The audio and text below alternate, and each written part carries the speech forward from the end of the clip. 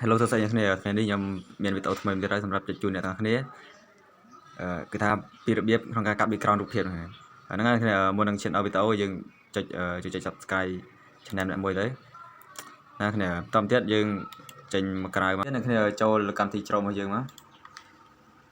នឹងគ្នាចាំវាបន្តិចមកបន្តទៀតអ្នកគ្នា search ពាក្យថា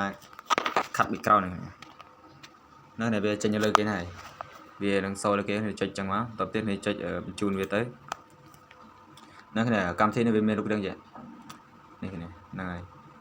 ចុចលើវាមកចុចលើ remove background ហ្នឹងមកនេះគ្នានេះសាច់ internet slow ហ្នឹងចាំតិចយើងទៀតវាចូលហើយហ្នឹងហើយវាបានចូលមកដល់ហើយបន្តទៀតគ្នាចុចលើ upload iMac មក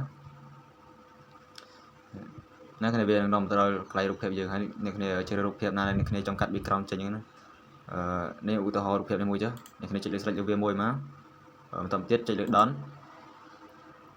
នឹងចុច done មកបាច់មកវានឹង remove background យើង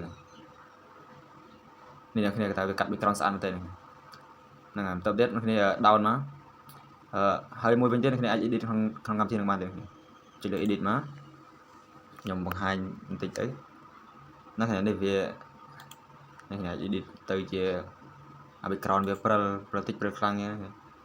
ហើយអាចដូរដាក់ជាពណ៌ក៏បានដែរជាពណ៌ក្រហមពណ៌លឿងអីណាវីដេអូនេះខ្ញុំមានតែប៉ុណ្្នឹងទេ